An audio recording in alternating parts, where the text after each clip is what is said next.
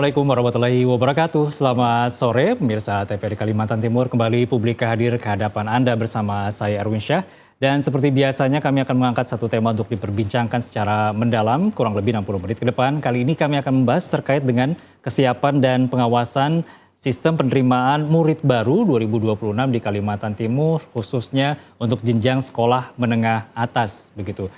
Seperti apa kesiapannya dan kemudian bagaimana juga evaluasi terkait dengan pelaksanaan SPMB tahun sebelumnya yang diharapkan juga akan membuat ataupun juga memberikan progres terbaik, kualitas yang lebih baik lagi pada SPMB di tahun 2026. Ini kami bahas dengan narasumber yang sudah hadir di studio TVRI Kalimantan Timur. Yang pertama adalah Bapak Muhammad Jasniansyah, Kepala Bidang Pembinaan SMA Dinas Pendidikan dan Kebudayaan Provinsi Kalimantan Timur. Selamat sore Pak Jasni. Sore, assalamualaikum. Kabar baik ya Pak ya? Alhamdulillah. Waalaikumsalam. Selanjutnya juga bersama kami sudah hadir Mas Sudarman, Pengamat Pendidikan Universitas Mula Warman. Selamat sore Mas. Selamat sore Mas Erwin. Selalu sehat ya? Alhamdulillah. Dan semangat itu yang paling penting. Selanjutnya juga di aplikasi panggilan video kami sudah terhubung dengan Bapak Dwi Farisa Putra Wibowo, Kepala Keasistenan Pencegahan Ombudsman RI Perwakilan Provinsi Kalimantan Timur. Selamat sore Pak Dwi Farisa. Ya, selamat sore Pak Dwi Farisa. Selamat sore, mohon maaf ini agak delay suaranya. Selamat sore Mas, selamat sore Pak Jasti dan bapak-bapak lainnya. Baik, terima kasih Pak Dwi sudah berkenan hadir bersama kami. Kami akan mulai Publika dengan satu tayangan pengantar yang sudah kami siapkan pemirsa. Mari kita saksikan bersama.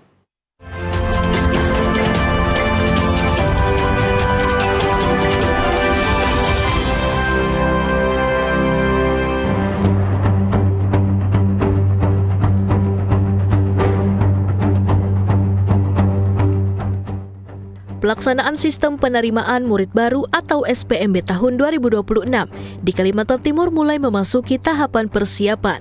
Dinas Pendidikan dan Kebudayaan di tingkat provinsi maupun kabupaten kota tengah mematangkan jadwal sistem pendaftaran hingga perangkat pendukung guna memastikan proses penerimaan peserta didik berjalan tertib dan sesuai ketentuan. Di tingkat SMA, SMK, dan SLB, tahapan sosialisasi telah dimulai sejak April dan akan berlanjut hingga masa pendaftaran pada Juni mendatang. Sementara di tingkat SD dan SMP, penerimaan murid akan diselenggarakan pada pekan ketiga bulan Mei. Namun, pelaksanaan SPMB setiap tahunnya juga tidak terlepas dari perhatian publik. Ombudsman RI menempatkan sektor pendidikan sebagai salah satu fokus pengawasan pelayanan publik, khususnya dalam proses penerimaan murid baru. Sejumlah temuan pada tahun sebelumnya, mulai dari sisa kuota afirmasi yang tidak dipublikasikan, hingga praktik titip-menitip, dan persoalan administrasi menjadi catatan penting agar pelaksanaan tahun ini dapat berjalan lebih transparan dan akuntabel. Pengawasan pun tidak hanya dilakukan di Kalimantan Timur, tetapi juga diperkuat di berbagai daerah lain di Indonesia sebagai langkah pencegahan maladministrasi dalam pelayanan pendidikan. Dengan berbagai persiapan yang tengah dilakukan, pelaksanaan SPMB 2026 diharapkan tidak hanya mampu menjamin keterbukaan proses seleksi, tetapi juga memberikan kepastian layanan pendidikan yang adil bagi masyarakat. Lantas, sejauh mana pengawasan dapat memastikan proses penerimaan murid baru berjalan sesuai aturan? Dan bagaimana kesiapan pemerintah daerah, sekolah, dan lembaga pengawas dalam mengantisipasi potensi pelanggaran yang selama ini kerap menjadi perhatian publik? Saksikan pembahasan selengkapnya dalam Dialog Publika.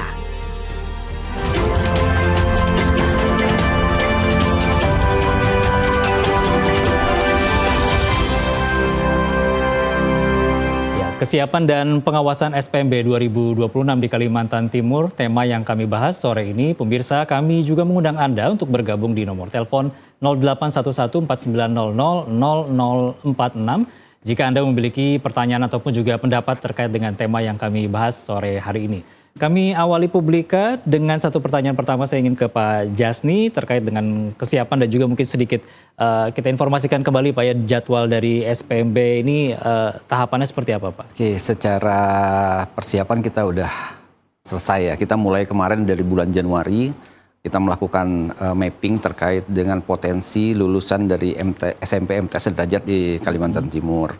Kemudian kita juga melakukan pemetaan terkait dengan jalur-jalurnya, jalur domisili, afirmasi. Kita juga berkoordinasi dengan Dinas Sosial Provinsi maupun Kabupaten Kota terkait dengan data-data anak-anak yang berasal dari keluarga ekonomi tidak mampu yang masuk desil 1, desil 2 supaya mereka ini bisa kita masukkan ke jalur afirmasi.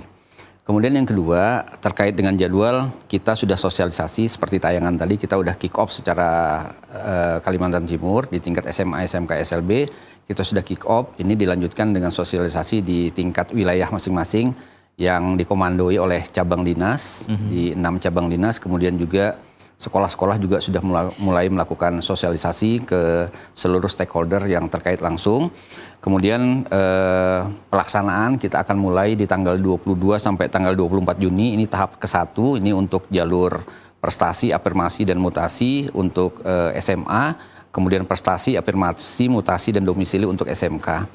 Kemudian nanti akan diumumkan hasilnya di tanggal 25 Juni 2026, sedangkan di tahap 2 khusus untuk jalur domisili, reguler, dan untuk SLB itu dimulai di tanggal 29 Juni sampai dengan tanggal 2 Juli 2026 dan diumumkan di tanggal 3 Juli 2026 dan dilanjutkan dengan daftar ulang dari tanggal 6 sampai dengan 8 Juli 2026 dan kita akhiri proses ini dengan proses hari pertama masuk sekolah di tanggal 13 Juli 2026. Kemudian jumlah yang kami terima tahun ini sekitar 151 sekolah jenjang SMA, itu rombongan belajarnya 804, kemudian jumlah siswanya sekitar 29.558 untuk jenjang SMA.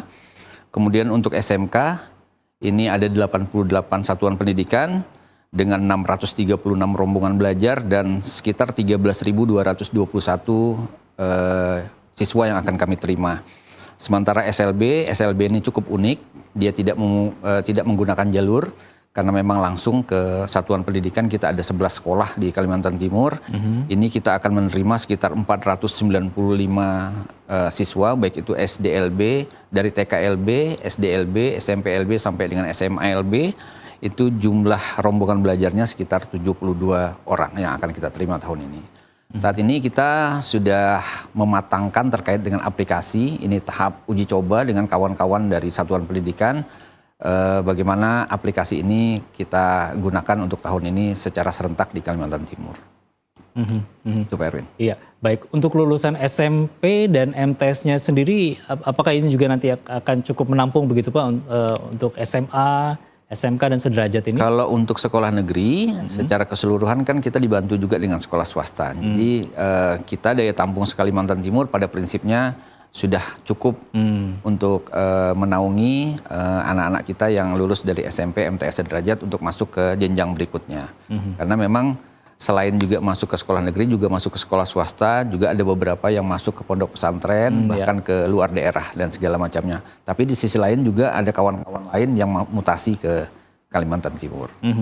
Iya, itu menjadi pertimbangan juga begitu Pak yang mutasi tadi. Aplikasi tadi mungkin bisa disampaikan apakah ini sama dengan tahun sebelumnya atau ada hal yang baru Pak di proses SPMB ini? Karena prosesnya tahun ini pada prinsipnya sama dengan tahun lalu, aturannya juga Permendikdasmen nomor 3 tahun 2025 tentang SPMB sama dengan tahun lalu, cuma yang membedakan tahun ini adalah di jalur prestasi. Karena program dari pemerintah pusat dalam hal ini Kementerian Dasar dan Menengah adanya tes kemampuan akademik. Makanya kita mensyaratkan untuk jalur SMA, jalur prestasi itu ada syarat sekitar 70% hasil dari tes kemampuan akademik. Itu saja yang membedakan dibandingkan dengan tahun lalu. Iya, baik. Untuk domisili mungkin juga bisa disampaikan ini berapa jauh radius rumah siswa dengan sekolah? Domisili ini kita bagi per rayon ya di masing-masing wilayah. Untuk Samarinda sama seperti tahun lalu, cuman dia ada RT prioritas. Kalau tahun lalu di Samarinda itu menggunakan RT prioritas, tahun ini dia kelurahan prioritas. Jadi jumlahnya itu sekitar 5%. Nah itu yang kita gunakan. Tapi di beberapa kabupaten kota lain itu juga masih tetap menggunakan RT prioritas. Kalau Balikpapan itu khusus jenjang SMA dan SMK-nya dia menggunakan hasil tes tersendiri yang diselenggarakan oleh Dinas Pendidikan di Kota Balikpapan. Jadi itu selain TKA, nilai tes dari Dinas Pendidikan Kota Balikpapan itu jadi bahan pertimbangan juga selain juga nilai rapot. Jadi ada beberapa kombinasi. Jadi karena 10 wilayah ini berbeda-beda perlakuannya, kami di pemerintah provinsi membuat juknis yang ditandatangani oleh Pak Gubernur. Sementara juknis itu diterjemahkan kembali melalui petunjuk operasional di masing-masing wilayah. Jadi pembagiannya bertingkat. Nah, baik. Saya ingin ke Pak Dwi Farisa. Pak Dwi mungkin juga bisa disampaikan secara umum seperti apa Pak Dwi melihat, tadi kita juga sudah mendengar kesiapan dari pemerintah Provinsi Kaltim, khususnya melalui Disdikbud Kaltim dalam rangka SPMB 2026. Apa yang kemudian mungkin menjadi catatan di tahun 2026 ini pada pelaksanaan SPMB, Pak? Ya, terima kasih sebelumnya. Selamat sore. Jadi tadi juga Pak Jasni menyinggung soal soal aplikasi yang digunakan. Memang beberapa catatan sebenarnya kami juga sering berdiskusi dengan Pak Jasni. Beberapa catatan misal di temuan tahun lalu mungkin juga perlu menjadi bahan perhatian berkaitan mengenai penyusunan juknis. Misal di daerah Balikpapan, itu memang jumlah dari kuota itu kurang terpublikasi secara baik karena memang tolong saya dikoreksi Pak Jasni jika salah. Sistem web atau impor aplikasi yang digunakan itu tahun lalu itu tidak merata antara Samarinda dan Balikpapan saja, berbeda seperti itu. Jadi misal kita ada temuan tahun lalu soal adanya 1.400 kuota sisa dari afirmasi dari keseluruhan jumlah di SMA yang ada di Balikpapan itu tidak terpublikasi secara baik sehingga membuat banyak yang bertanya kemanakah sisa kuota tersebut, karena memang seyogyanya kalau mengikuti regulasinya di Permendikdasmen nomor 3 tahun 2025 seharusnya kuota afirmasi itu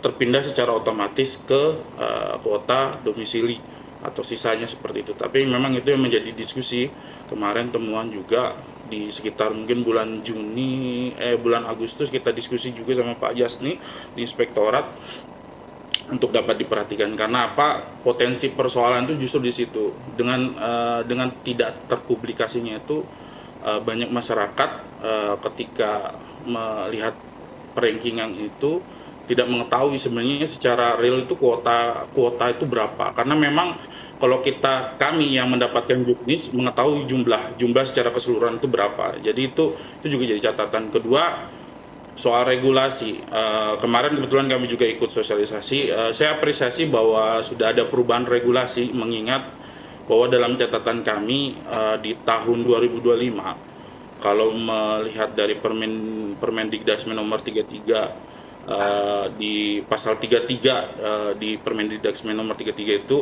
kami menemukan bahwa tahun lalu Dinas Pendidikan menggunakan payung hukumnya adalah keputusan PLT Kepala Dinas. Nah itu kan tidak berkesesuaian, tetapi tahun ini telah disesuaikan, walaupun kami secara teknis belum menerima juknisnya, tetapi sudah ada pembahasan di level pemerintah dan kami juga sudah lihat nomornya sebenarnya, walaupun secara dokumen kita belum memegangnya seperti itu. Nah itu catatan sebenarnya.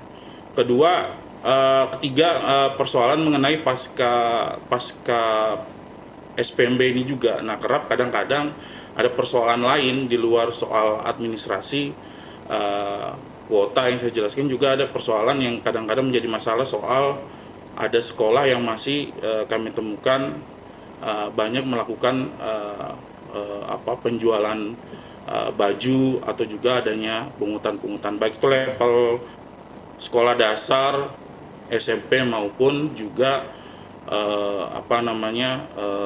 SMA. Nah ini juga kan jadi catatan yang mungkin barangkali dalam perumusan juknis ke depannya juga bisa lebih teratur dan juga bisa lebih memitigasi potensi-potensi penyimpangan yang ada seperti itu. Iya, baik. Sampai di situ dulu Pak Dwi, saya ingin beralih ke Mas Dharma Sudarman. Ini terkait tadi ada beberapa hal yang disampaikan Pak Dwi, kemudian juga kesiapannya sendiri. Secara umum mungkin Mas Dharma seperti apa melihat upaya dari Pemprov Kaltim sendiri begitu untuk mempersiapkan SPMB tentunya agar kualitasnya juga akan lebih baik lagi di tahun 2026 ini. Jadi pekerjaan SPMB walaupun istilahnya bisa berbeda-beda ya, tahun-tahun sebelumnya kan PPDB begitu. Namun esensinya adalah kita ingin mendapatkan siswa baru yang akan masuk jenjang lebih di atasnya. Satu hal yang tidak pernah sepi adalah persoalan. Karena ketika setiap tahun selalu ada persoalan, berarti kan ada satu masalah di sini. Nah, padahal kalau kita melihat dari Juknis, kan ada prinsip-prinsip yang sudah ditetapkan di dalam Juknis, di dalam penerimaan sistem penerimaan siswa baru ini. Yang pertama adalah objektif, di mana SPMB harus memenuhi syarat dan ketentuan yang telah ditetapkan. Ditetapkan ya, bukan syarat dan ketentuan berlaku. Kalau ketentuan berlaku sudah berlaku di mana-mana bisa berbeda-beda. Tapi ini adalah sudah ditetapkan. Artinya bahwa pelaksanaannya ini betul-betul harus merujuk pada aturan yang tepat. Tadi kalau temuan-temuan dari kawan-kawan ombudsman misalnya, kita melihat bahwa kesetaraan antara output SMP, MTS, dan daya tampung di SMA itu juga sangat mengkhawatirkan. Artinya secara di atas meja benar ini akan tertampung. Itu logikanya kalau orang tua mau menyekolahkan anaknya ke swasta. Masalahnya ketika anak yang sudah di negeri tidak diterima, terus swasta masih kosong sebenarnya, nampung, secara hitung-hitungan kan bisa masuk nih. Namun ternyata anak ini bisa jadi nggak mau, karena banyak orang tua yang ngebel gitu minta tolong melalui jastip kan, jasa titip tadi kan, melalui jasa titip ini, waduh bagaimana ya anak saya nggak mau kalau nggak sekolah bapak, gitu ke SMA titik-titik, akhirnya berupaya. Nah kita melihat bahwa disitulah peluang-peluang yang harus ditegakkan betul, objektif, karena selain objektif kan ada rasa adil ini Pak Jasni ya, karena menurut temuan kami ya, karena saya selain di Unmul juga di Dewan Pendidikan, temuan juga di salah satu sekolah di Samarinda, itu hampir 2 kelas nambahnya. Wow. 2 kelas, artinya bahwa Ini jenjang SMA. Sederajat, baik. Ya, SMA. Artinya bahwa di Balikpapan juga ada. Yang rawan sebenarnya 2, karena yang penduduknya banyak, dan geliat masyarakat untuk sekolah, mendapatkan hak sekolah itu juga banyak. Nah, ini prinsip-prinsip ini yang saya pikir pelan-pelan ditegakkan. Tadi juga ada yang dikemukakan Pak Jasni kaitannya dengan sistem ya, aplikasi. Saya kurang tahu kalau tahun sebelumnya kan menggunakan Telkomsel Pak Jasni ya. Tapi karena ini kan efisiensi. Karena kalau menggunakan jasa pihak ketiga adalah cukup besar. Nah ini pakai apa ini vendornya nih Pak Jasni? Mandiri. Nah, Mandiri. Kalau di Mandiri ini berarti kan persoalannya satu, menjaga kevaliditan penjaganya. Iya. Jadi betul-betul yang operator operasional itu betul-betul terjaga, karena namanya nilai kan input secara digital. Sangat mudah sekali ketika kita merubah poin-poin yang masuk di dalam sistem itu. Ini sehingga ini perlu yang namanya training atau pengawasan tertentu. Iya. Best practice yang dilakukan adalah di Samarinda ya. Artinya Samarinda itu sampai membentuk satgas yang isinya ada inspektorat, kepolisian, Disdukcapil juga ini Pak Jasni, semuanya dilibatkan, kaitannya dengan afirmasi Disdukcapil dilibatkan.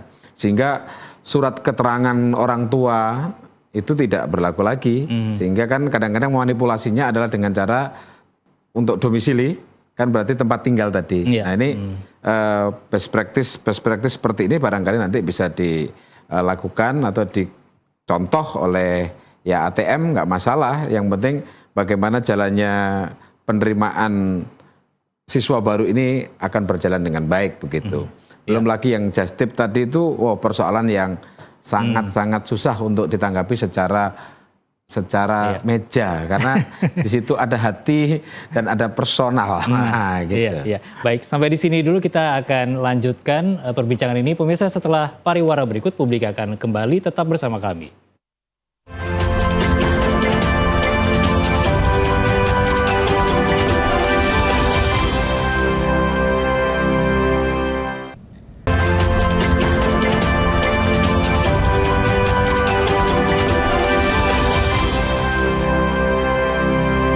masih bersama kami di Publika, kesiapan dan pengawasan SPMB 2026 di Kalimantan Timur. Itu tema yang kami bahas di sore ini, pemirsa.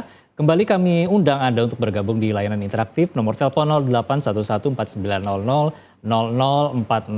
Baik, kami lanjutkan Publika. Saya ke Pak Justin, mungkin bisa memberi tanggapan tadi pada beberapa yang disampaikan dari Ombudsman, dari Mas Dharma selaku pengamat pendidikan juga. Silakan Pak. Ya, makasih. Terutama ke Pak Dwi nih, mitra saya yang biasa diskusi sebelum dan setelah SPMB. Biasa kita ketemu untuk melakukan beberapa diskusi terkait dengan bagaimana supaya SPMB itu bisa berjalan lebih efektif lagi. Terkait tadi beberapa temuan sesungguhnya sudah kita bahas secara gamblang ya, secara paripurna lah. Pada saat kita pertemuan terkait dengan evaluasi SPMB tahun lalu, bertempat di inspektorat, juga dihadiri oleh tim dari Ombudsman, juga dari inspektorat, juga kami, bahkan dari pihak kejaksaan. Kita sudah melakukan beberapa pertemuan terkait itu. Tapi saya ingin fokus terkait dengan tadi Ombudsman ada, kami juga didampingi sebenarnya, direview oleh inspektorat. Memang ada beberapa temuan dari inspektorat, setidaknya ada 4 juga untuk menambahkan apa yang disampaikan oleh Pak Dwi tadi. Yang pertama adalah bahwa perlu transparansi, sama seperti dengan Pak Dwi tadi. Itu jadi atensi kami untuk tahun ini, bagaimana kita membuat SPMB ini lebih transparan, bagaimana daya tampung itu kita publikasikan, kemudian rule of the game-nya. Misalkan tadi di tahap 1, kalau misalkan kuotanya tidak terpenuhi, maka dia dilarikan ke jalur yang kedua, itu jalur yang mana. Dan itu harus transparan semuanya. Nah, yang ketiga adalah terkait dengan pengaduan. Memang tahun lalu kita memang membuat pengaduan, tapi tahun ini kita sudah mencantumkan hotline pengaduan. Jadi hotline pengaduan kita mulai di hotline pengaduan di sekolah. Kemudian apabila itu tidak bisa ditanggapi atau tidak terputuskan atau tidak ada solusi untuk itu, maka itu naik ke cabang dinas. Kemudian setelah di cabang dinas, kalau tidak ada solusi juga, itu baru naik ke dinas pendidikan. Jadi kita bertahap, kita sudah buatkan SOP-nya. Kemudian juga kita sudah menyusun manajemen resiko terkait dengan pelaksanaan SPMB ini. Kemudian tadi Pak Darman menyampaikan terkait dengan ada salah satu sekolah di Samarinda yang menambah 2 rombongan belajar. Jadi sesungguhnya satuan pendidikan tidak bisa ujuk-ujuk karena ada desakan dari pihak manapun, tiba-tiba menambah rombongan belajar. Tentu ada mekanisme yang harus dilalui. Nah, itu sudah melalui mekanisme yang sesuai dengan prosedur yang ada di Permendikbud 3/2025. Kita sudah berkoordinasi dengan pihak kementerian, kita meminta izin untuk melakukan perubahan daya tampung, dan itu sudah kita sampaikan. Dan itu sudah harus ada approval dari mereka, baru kita bisa membuka daya tampung baru. Kemudian terkait dengan Pak Darman juga menyampaikan terkait dengan aplikasi. Tahun lalu memang kita menggunakan pihak ketiga aplikasinya, baik itu di wilayah maupun di tingkat kota Samarinda.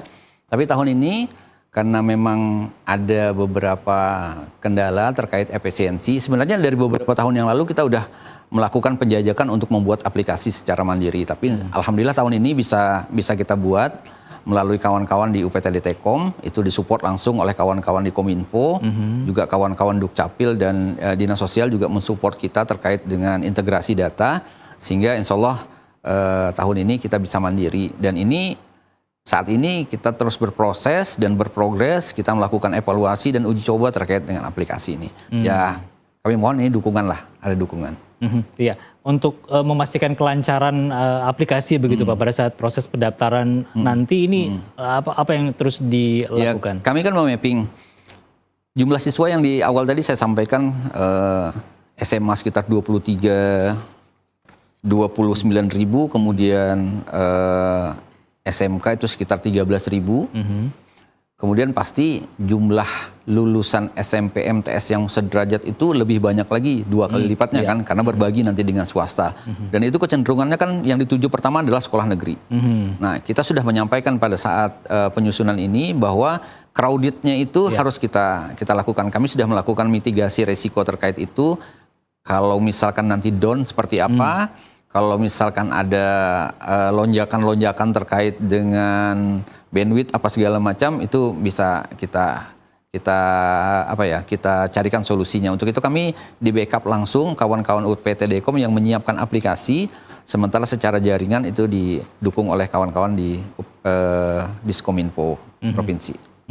perlu ada simulasi dulu mungkin Pak? Sudah ada simulasi, ya? sudah. Oke. Kita udah hampir 3 kali melakukan simulasi. Kita juga setelah ini selesai di tingkat provinsi, kemudian petunjuk operasional di kabupaten kota sudah kita selesaikan juga. Kita serahkan semua ke kawan-kawan teknis di UPTD Telkom yang merancang terkait dengan aplikasi. Kemudian kita juga lakukan uji coba. Kita undang juga operator-operator sekolah karena mereka inilah yang di lapangan berjibaku. Iya. Kita minta mereka mengkritisi, menyampaikan apa sih yang harusnya lebih kita bisa kembangkan atau apa kendala-kendala yang sudah kita hadapi tahun lalu supaya tidak terulang kembali.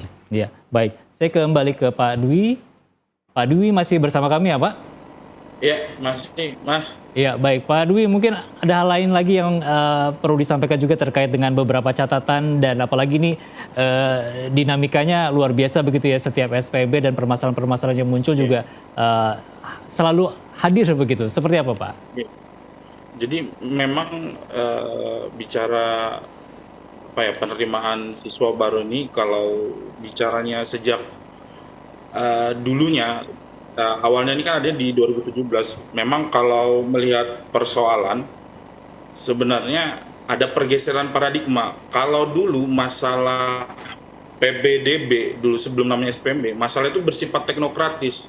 Masalah aplikasi, masalah soal kesiapan jaringan, karena masih baru seperti itu. Sampai akhirnya ini masuk ke fase berikutnya, persoalan itu bergeser. Kadang-kadang seperti yang disinggung tadi Pak Jasni, misal soal daya tampung, bahwa masih ada pemikiran warga bahwa masuk negeri itu adalah sebuah jaminan. Itu kadang-kadang kita persoalannya itu justru di masyarakatnya. Jadi banyak masyarakat tuh masih ingin menghendaki masuk ke negeri seperti itu dengan segala upaya. Makanya persoalan itu sering muncul, itu bukan bersifat teknis, terkecuali kasus di Balikpapan ya, karena memang itu persoalan web.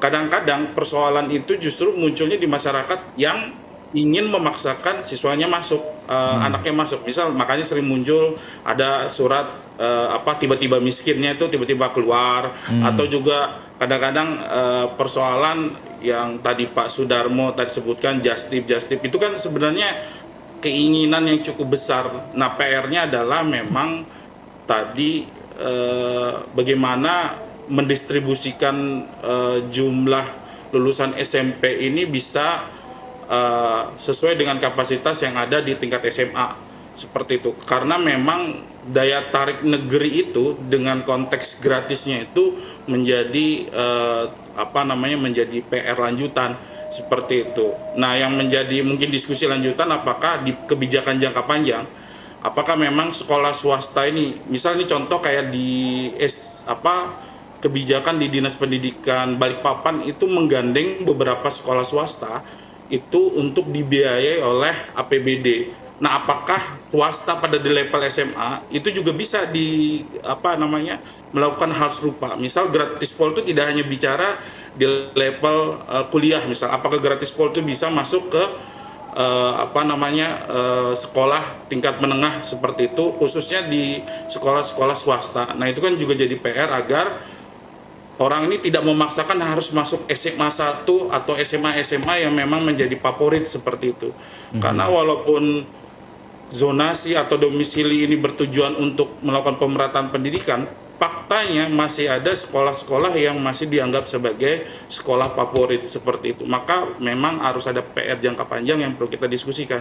Kalau tidak, pasti pergeseran masalah yang saya bilang dari teknokratis ke persoalan publik, masyarakat yang menghendaki anaknya masuk ke situ akan selalu muncul seperti itu. Nah, dari saya mungkin itu yang bisa saya sampaikan. Iya, baik. Beralih ke Mas Dharma, mungkin juga bisa memberi tanggapan juga tadi terkait permasalahan yang muncul serta pandangan juga masyarakat terhadap sekolah negeri dan swasta tadi begitu. Kita akan bahas lebih lanjut setelah menerima satu penelpon yang sudah terhubung. Selamat sore. Halo? Halo, selamat sore. Halo? Iya, selamat sore dengan Bapak. Saya Amran dan Pak Amran. ya Silakan Pak Amran, di mana Pak? di Samarinda. Baik, Pak Amran di Samarinda silakan. Saya ingin bertanya, terjadi kendala teknis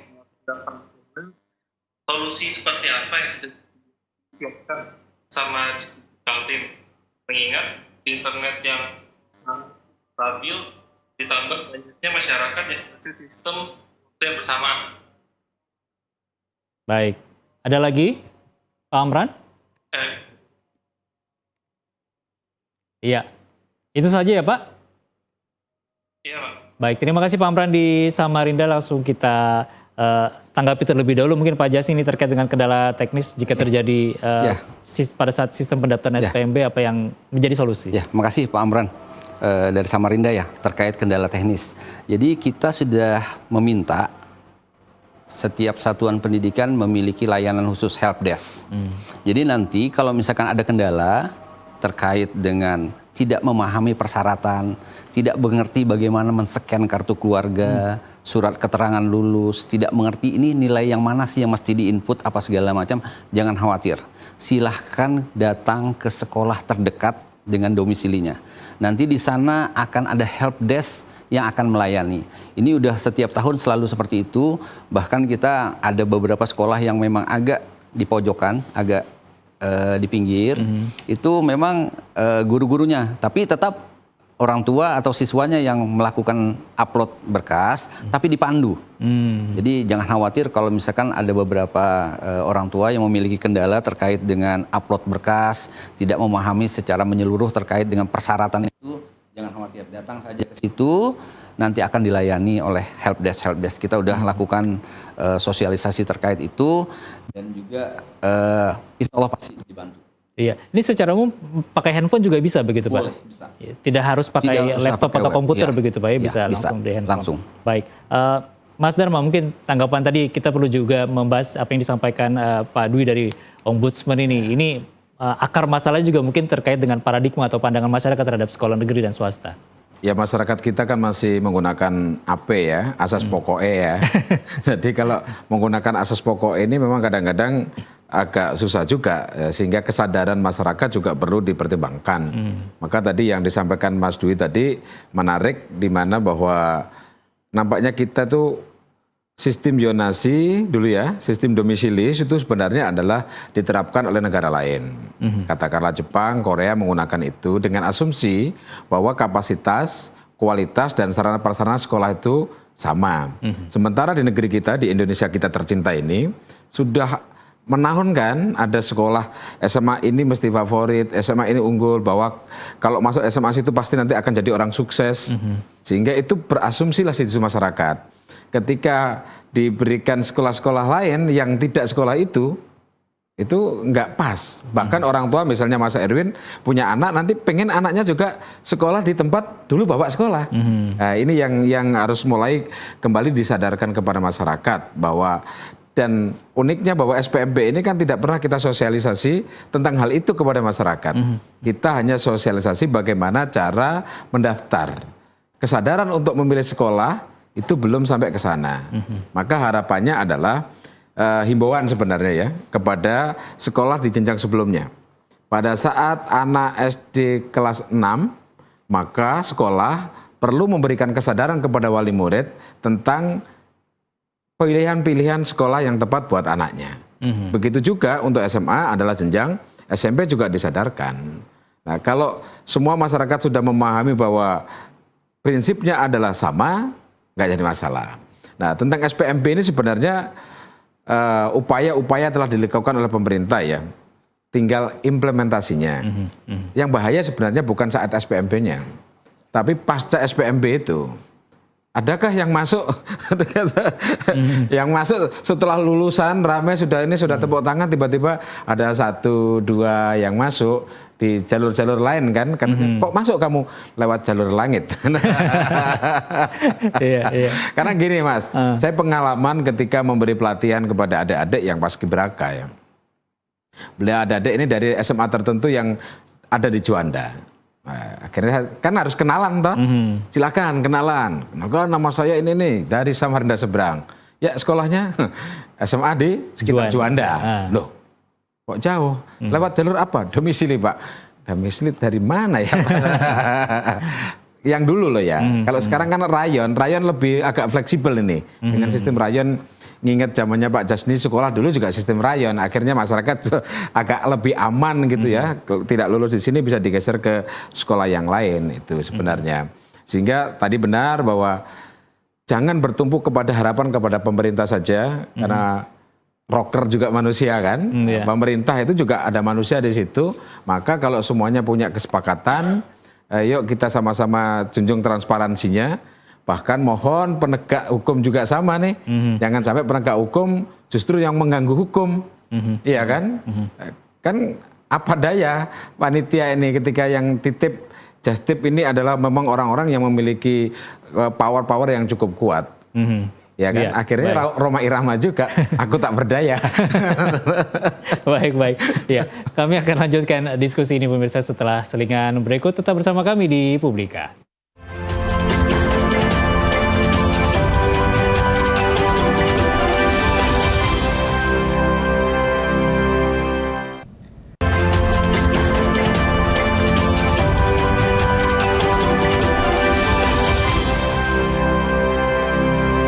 Kami lanjutkan perbincangan mengenai kesiapan dan juga evaluasi SPMB 2026 pemirsa di Kalimantan Timur. Saya ingin kembali ke Pak Jasni, dan di segmen terakhir ini Pak Jasni juga kembali saya ingatkan kepada Anda pemirsa, Anda dapat menghubungi kami di nomor telepon interaktif di 08 11 4900 0046. Baik, ini tadi terkait dengan adanya perlu upaya ketegasan juga begitu Pak, dan monitoring dan pengawasan secara lengkap begitu pelaksanaan SPMB ini.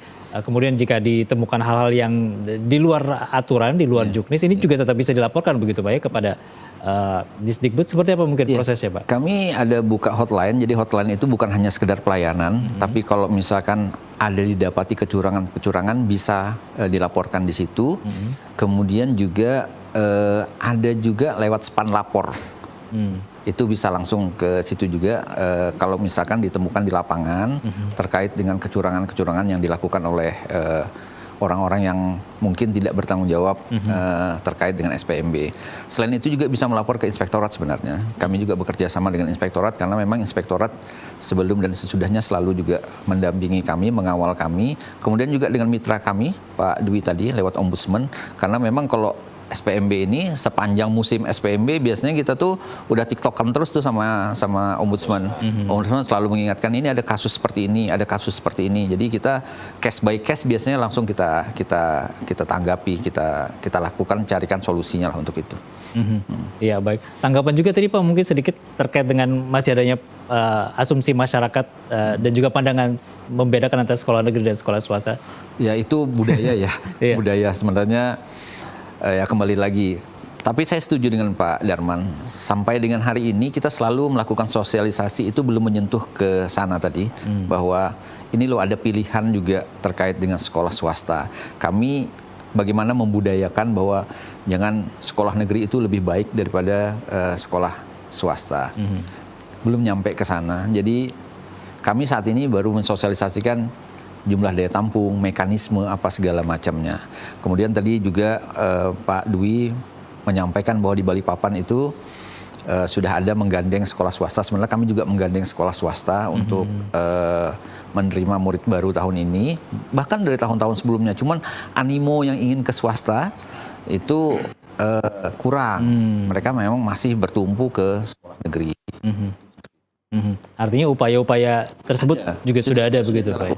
Cuman ya kembali lagi budaya kita merasa seperti Pak Darman tadi sampaikan bahwa kalau misalkan orang tuanya sekolah di situ ya pengennya anaknya sekolah situ. Padahal kalau kita lihat dari jalur domisilinya itu jauh. Nah, kalau jalur prestasi ya silakan ya. Kalau jalur prestasi tidak mengenal yang namanya domisili ya. Karena dia berdasarkan prestasinya dia. Silakan memilih. Tapi kalau jalur domisili janganlah memaksakan. Sesuaikan saja dengan domisilinya, sesuai dengan ketentuannya. Kalau sesuai dengan regulasi itu insya Allah aman-aman aja. Walaupun pasca SPMB juga insya Allah kita santai-santai aja. Nah tapi kalau sudah ada pemaksaan-pemaksaan itu yang kita agak sulit. Baik, Pak Dwi. Ya, Pak Dwi mungkin kesiapan untuk pelaksanaan SPMB tadi sudah disampaikan. Kemudian Ombudsman sendiri bagaimana begitu Pak? Mengantisipasi hal-hal yang tidak diinginkan pada saat pelaksanaan SPMB nanti, dan koordinasi seperti apa yang terus dilakukan sampai saat ini? Ya, sebenarnya koordinasi ini sudah jauh-jauh hari sebenarnya. Bahkan makanya tadi Pak Jani sampaikan kita sejak tahun lalu tuh membicarakan formulasi tahun ini kan sebenarnya tidak jauh dari hasil diskusi secara tematik yang kita bicarakan tahun lalu. Cuma memang yang memang perlu jadi perhatian itu pertama mungkin kami mengapresiasi aplikasi itu Pak. Kami juga menunggu sebenarnya di Ombudsman karena kuncinya di situ. Mungkin tidak semua persoalan bisa terselesaikan, tetapi setidaknya dengan aplikasi itu ada secara terbuka, publik juga bisa ikut untuk mengawasi seperti itu. Kedua juga keberadaan kanal pengaduan tentunya juga memberikan akses kepada publik untuk ikut serta berpartisipasi mengawal SPMB ini. Ketiga, kami juga memberikan catatan bahwa yang kerap menjadi masalah seperti yang disampaikan Pak Sudarman itu adalah menit-menit terakhir setelah pengumuman. Jadi memang ada indikasi kadang-kadang di beberapa sekolah itu jumlah rombel itu memang kalau secara Pak Jas disampaikan secara kertas itu mekanisme asesmennya dan macam-macam itu perlu sulit lah dan perlu ada pelibatan pusat, tetapi prakteknya sebenarnya beberapa sekolah kami mendapatkan informasi itu yang misalnya satu kelas itu harusnya 38 tapi di dalamnya bisa sampai 50 itu kami juga mendapatkan beberapa catatan seperti itu. Makanya jangan sampai ada istilah ada namanya jalur prosedural, ada namanya jalur profesional seperti itu. Nah, ini juga perlu kita awasi pasca pengumuman karena kerap masalah itu ada di situ. Kedua, Pak Jasni, ini mungkin diskusi catatan kami itu sebenarnya terlalu besarnya peran MKKS dan juga peran peran MKKS terutama itu yang terlalu besar saya lihat dalam kebijakan-kebijakan. Nah, itu mungkin ada faktor bahwa ketika itu tahun lalu khususnya itu ada faktor regulasi yang membuka ruang seperti itu. Nah, terkhusus untuk persoalan perpindahan kuota yang saya sampaikan afirmasi dan ke domisili. Nah, itu saya mungkin memberikan catatan Pak, barangkali di Juknis itu untuk peran MKKS itu juga bisa lebih diperkecil Pak.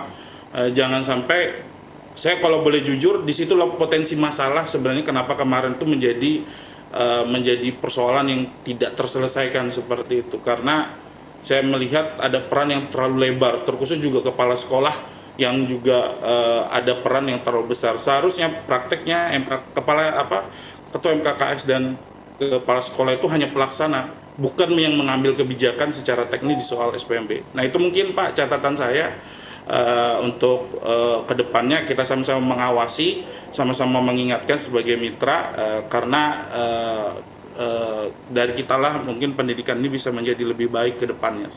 Terima kasih. Baik, Pak Jasi mungkin tanggapannya dulu terkait tadi musyawarah kerja kepala sekolah begitu Pak ya? Ini sudah kita lakukan evaluasi. Saya mengerti apa yang disampaikan oleh Pak Dwi tadi. Ini potretnya adalah yang diambil adalah wilayah Balikpapan. Tapi kita sudah lakukan evaluasi semua. Kita sudah lakukan beberapa perbaikan penyesuaian tahun ini. Ya, kita tunggu saja dulu prakteknya seperti apa. Yang jelas nuansa kita berdasarkan hasil evaluasi tahun lalu. Kita lakukan perbaikan, perubahan supaya apa yang terjadi tahun lalu itu tidak terulang lagi di tahun ini. Makanya kami juga selalu membuka ruang diskusi dengan kawan-kawan lain. Kita meminta masukan-masukannya. Kemudian kami juga dengan Ombudsman, selain kemarin kita berdiskusi terkait evaluasi, kita di kementerian, di pusat juga melibatkan Ombudsman. Kita mendapatkan masukan-masukan demi penyempurnaan supaya pada prakteknya SPMB ini bisa berjalan lebih baik lagi sesuai dengan kaidah-kaidah yang ada di Permen 3 2025. Baik, waktu kita terbatas, mungkin closing statement dari masing-masing narasumber. Mas Dharma, silakan. Ya. Baik, jadi untuk menjaga dan juga menekankan tentang transparansi, nampaknya perlu belajar dari praktek baik yang dilakukan Samarinda. Di ini spanduk besar itu dan poster itu mengungkapkan bahwa menolak intervensi dari pihak manapun dalam bentuk apapun. Di situ sebenarnya adalah ketika kita memberikan statement, kan kita masyarakat menjaga semua nih. kalau itu dilakukan, yang nyaman adalah panitia, Pak.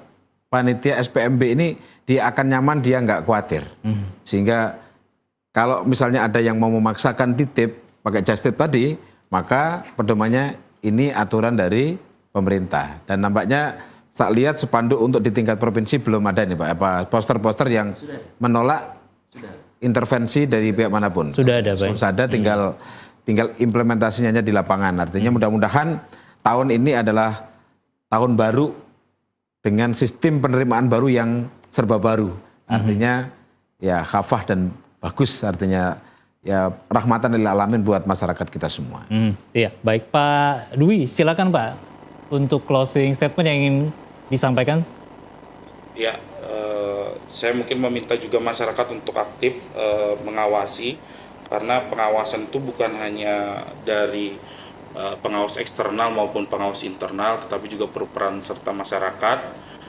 Jadi mungkin dapat melaporkan baik itu ke sekolah maupun juga ke dinas pendidikan, agar tentunya penyelenggaraan SPMB ini bisa jujur dan adil, dan juga semoga ini menjadi lebih baik, karena kami melihat ada keseriusan di tahun ini dari teman-teman Disdik Kaltim dengan banyaknya perubahan. Semoga potensi masalah mungkin tidak akan terselesaikan keseluruhan, tetapi setidaknya dapat lebih mengecil agar penyelenggaraan ini menjadi lebih baik. Dari saya itu saja, Mas. Terima kasih. Wassalamualaikum warahmatullahi wabarakatuh. Waalaikumsalam. Dan terakhir, Pak Jasni silakan. Ya, yang pertama saya menghimbau kepada masyarakat untuk memahami terkait prosedur. Jadi sebagus apapun yang kami lakukan tanpa bantuan dari masyarakat itu tidak ada artinya. Kemudian juga dari Ombudsman kami juga minta kembali kawal kami, beri kami masukan supaya pelaksanaan SPMB tahun ini itu lebih baik lagi dari tahun sebelumnya. Dan kami sebenarnya sudah melakukan beberapa evaluasi ya untuk perbaikan-perbaikan supaya SPMB tahun ini lebih baik lagi. Seperti Pak Darman sampaikan, seharusnya di spanduk ada menyebutkan itu sudah kami lakukan juga. Bahkan kami publikasi lewat media sosial juga, kemudian kita penandatangan fakta integritas dengan stakeholder lain juga sudah. Jadi upaya kita sebenarnya ya kalau dibilang maksimal, belum maksimal, tapi upaya mengarah menuju ke sana perbaikan supaya lebih baik lagi sudah ada gitu. Iya, baik. Terima kasih banyak Pak Jasni, Mas Dharma, Pak Dwi atas diskusinya sore hari ini di kesiapan dan pengawasan SPMB 2026 Kalimantan Timur. Terima kasih sekali lagi para narasumber, dan kita harapkan juga seperti yang disampaikan tadi akan berjalan dengan jujur dan adil, lancar begitu Pak ya pada SPMB 2026 ini. Harapannya masalah-masalah yang muncul juga semakin sedikit begitu. Baik, sampai di sini perjumpaan kita kali ini pemirsa dalam Publika. Saya Erwin Syah mengucapkan terima kasih atas kebersamaan Anda. Selamat sore, wassalamualaikum dan sampai jumpa.